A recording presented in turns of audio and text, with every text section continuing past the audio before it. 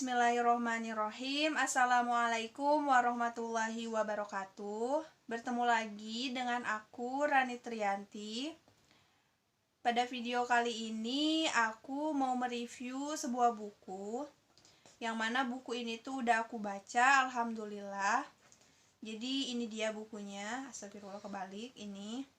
Judulnya itu adalah The Order of Time, atau dalam bahasa Indonesianya itu Tatanan Waktu.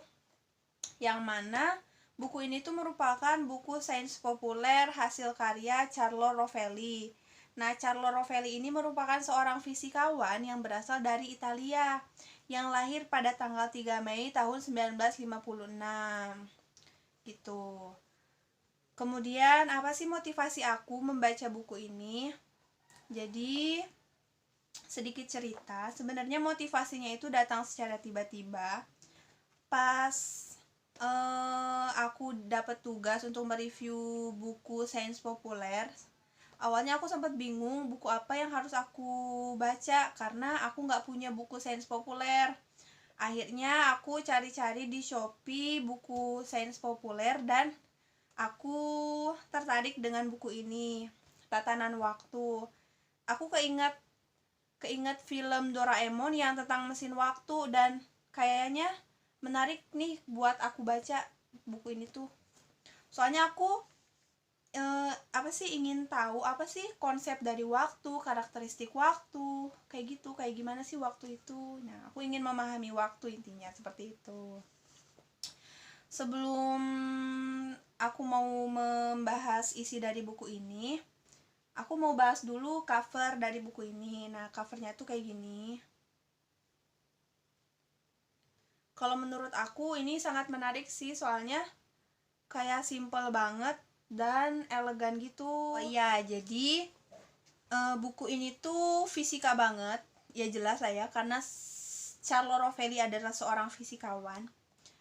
Jadi semua isi buku ini tuh menyangkut fisika, dan aku saranin buat yang mau baca seenggaknya punya bekal fisika dikit-dikit, karena di sini tuh dibahas tentang termodinamika, mekanika kuantum, dan lain-lain, yang ada beberapa pembahasan yang otak aku nggak nyampe gitu, karena udah lama aku nggak belajar fisika, dan fisika yang di sini tuh kayak bingung banget gitu. Kayak di sini tuh ada tentang paradoks mesin waktu, dan gimana sih kayak ya gitulah, ya gitu pokoknya agak sulit dipahami gitu. Tapi perlu diketahui bahwa Carlo Rovelli ini tuh mempunyai apa ya,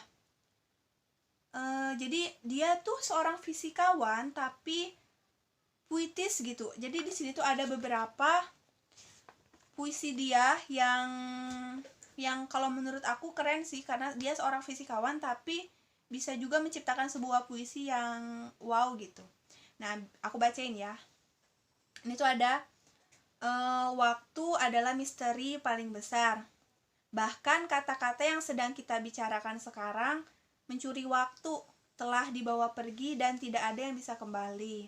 Nah gitu. Kemudian ada juga ini nih. Semua putra Adam adalah bagian dari satu tubuh tunggal. Mereka memiliki esensi yang sama. Ketika waktu menyusahkan kita dengan rasa sakit, pada satu bagian dari tubuh itu, semua bagian lain merasakannya juga. Jika Anda gagal merasakan rasa sakit orang lain, Anda tidak pantas disebut manusia. Nah, selanjutnya, jadi di buku ini tuh membahas 3 bab, yang mana di bab pertamanya itu berjudul Runtuhnya Waktu, kemudian di bab kedua Dunia Tanpa Waktu, dan di bab ketiga Sumber Waktu. Dan ada 3 tokoh yang berpendapat tentang konsep dari waktu. Tokoh yang pertama itu ada Aristoteles. Nah, perlu kita ketahui bahwa Aristoteles ini merupakan orang yang pertama kali yang bertanya pada dirinya sendiri tentang apa sih itu waktu.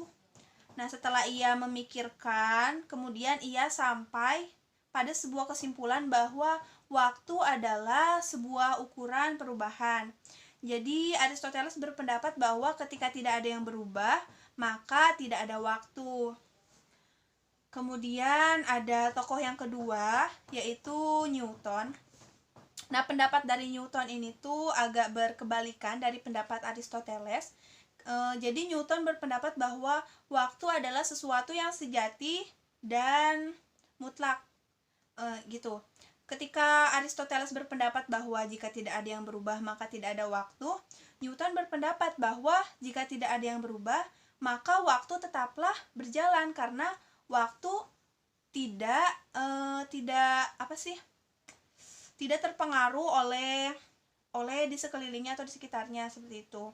Kemudian ada tokoh yang ketiga, yaitu Einstein. Nah, ini menurut aku pendapatnya itu sangat menarik dan unik. Jadi Einstein ini tuh berpendapat bahwa waktu itu hanyalah sebuah ilusi, yang mana ketika kita berasumsi bahwa waktu di seluruh alam semesta ini tuh berjalan secara seragam. Nah, Einstein ini tuh berpendapat bahwa asumsi itu tuh adalah asumsi yang salah, karena menurut Einstein waktu adalah sesuatu yang relatif dan berjalannya waktu di alam semesta itu tidaklah seragam, seperti itu. Nah, kemudian di dalam buku ini tuh disebutkan bahwa di daerah pegunungan dan di daerah laut, nah berjalannya waktu itu lebih cepat di daerah pegunungan ketimbang di daerah laut, seperti itu. Kemudian di dalam buku ini tuh Carlo Rovelli menyebutkan bahwa waktu itu sebenarnya tidaklah ada. Jadi keberadaan menit, jam, detik itu merupakan sebuah ukuran yang dibentuk dan disepakati untuk mempermudah kehidupan kita.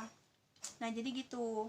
Jadi setelah aku baca buku ini, yang aku simpulkan tentang waktu itu adalah, jadi waktu adalah apa yang kita bicarakan ketika kita bertanya tentang kapan. Kemudian di buku ini tuh ada bahasan yang agak membingungkan sih, tapi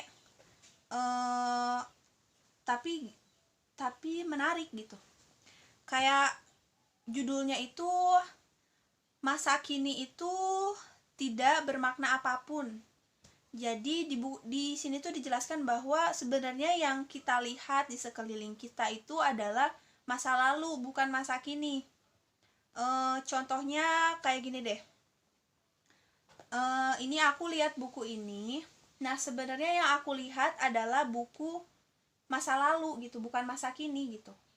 Karena cahaya dari buku ini sampai ke mata aku itu membutuhkan waktu sekitar nanodetik. Akhirnya ya gitu. Jadi yang aku lihat sekarang ini tuh bukanlah buku masa kini, tapi buku beberapa nanodetik lalu gitu. Jadi masa lalu yang aku lihat tuh ada gitu. Atau contoh yang kedua, ketika aku telepon teman aku, nah suara yang aku dengar dari teman aku itu adalah suara masa lalu dia, bukan suara masa kini dia.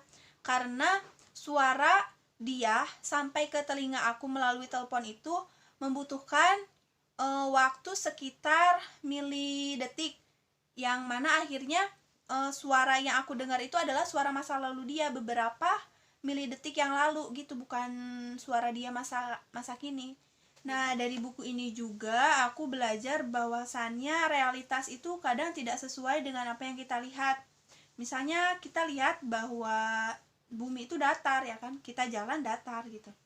Padahal sebenarnya bumi itu bentuknya tuh bulat, bola gitu. Kemudian ketika matahari terbit dan terbenam, secara nggak langsung kita berpikiran bahwa matahari lah yang mengelilingi bumi karena matahari terbit dan terbenam. Padahal realitasnya itu bumi lah yang mengelilingi matahari. Jadi yang aku pelajari dari buku ini tuh bahwa kita tidak boleh menilai sesuatu itu langsung dari apa yang kita lihat. Jadi kita harus mencari tahunya dulu, memahaminya dulu, seperti itu. Setelah aku baca buku ini, aku menyimpulkan bahwa sebenarnya si penulis ini tuh masih kesulitan juga untuk memahami waktu, karena secara tidak langsung ketika kita mencoba untuk memahami waktu, maka sebenarnya kita juga sedang mencoba untuk memahami alam semesta, mencoba untuk memahami asal-usul manusia, dan mencoba untuk memahami visi misi kita hidup di dunia. Karena di dalam bab terakhir penulis tuh membawa kita untuk merenungi bahwa kehidupan di dunia ini tuh dibatasi oleh waktu. Artinya akan ada saatnya ketika alam semesta ini tuh akan ditelan oleh waktu. Maksudnya adalah ketika kita ditelan oleh waktu, maksudnya kita akan meninggal, seperti itu. Yang aku pahami dari buku ini sih kayak gitu. Nah, jadi segitu aja review buku dari aku. Sebenarnya yang aku review ini tuh hanya sebagian kecil dari buku ini karena banyak banget bahasan yang apa ya, yang agak susah juga dijelasin, yang lebih baik dibaca sendiri dan dipahami sendiri kayak gitu, karena keren sih buku ini. Jadi baca, pokoknya baca ya gitu. Terima kasih sudah menonton video ini, semoga bermanfaat, dan wassalamualaikum warahmatullahi wabarakatuh.